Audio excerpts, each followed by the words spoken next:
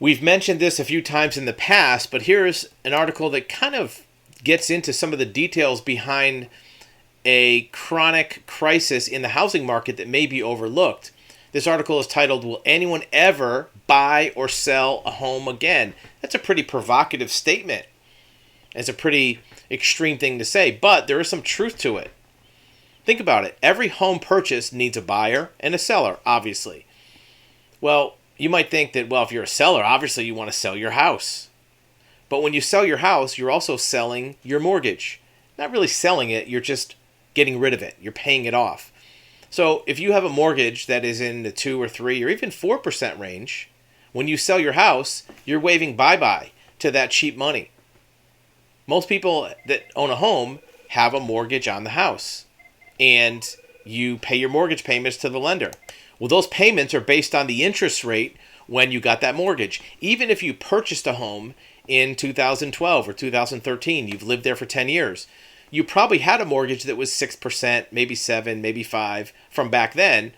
But when the rates went down to 2 or 3%, it's a no-brainer. You refinanced and got a 2 or 3% mortgage. So almost everybody who's a homeowner who has a mortgage has a rate that's very, very low. 4% at the most, probably. Very few people are even at 5% that are in a home. Now, you might say, well, what about people who own their homes for cash? You're right. A lot of people do have houses that they own for cash. But now your mortgage rate is 0. And if you sell your house and buy something bigger, you either have to put more of your cash into the house or get a higher mortgage. You're in really good shape right now if you own a house for cash or if you have a low mortgage rate. Why would you want to sell? There's really not a huge amount of inventory where you can nitpick about getting the dream house. You're almost better off upgrading your current house. So what about what about buyers? Well, if you are a buyer and you're fortunate enough to find a house for sale, and there's houses for sale, obviously.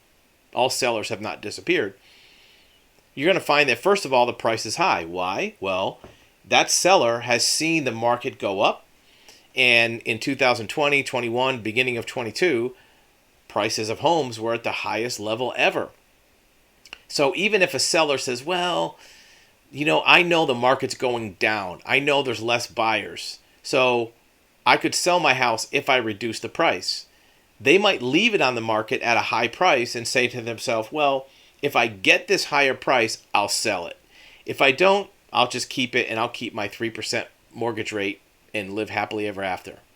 So if you're a buyer, that's what you're up against. You may not see that because your seller you just see a price in a house. That's it. You don't know the seller's background, what's going on with them, what their current financial situation is.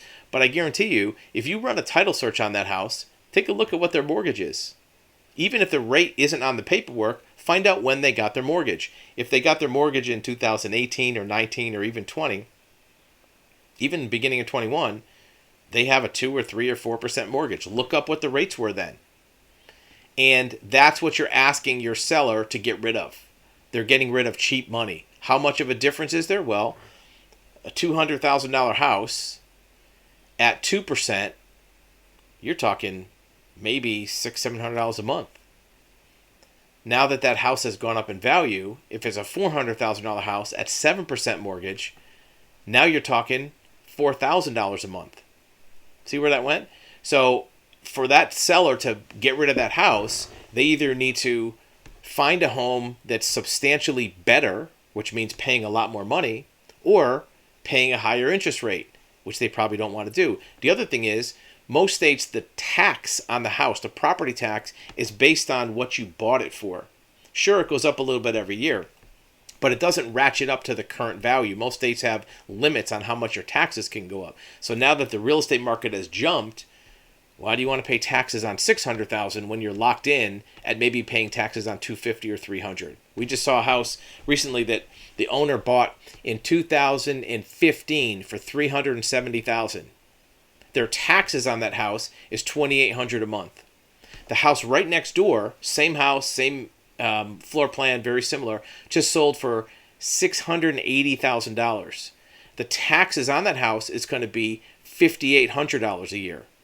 So it's double, plus the interest rate, plus the price. So many people are deciding not to sell unless they have an extra house or it's really financially lucrative, meaning that they can charge a high price. So if you're a buyer or a seller, there's a lot of reasons why you don't want to buy or sell, and that could slow down the transaction rate of the marketplace.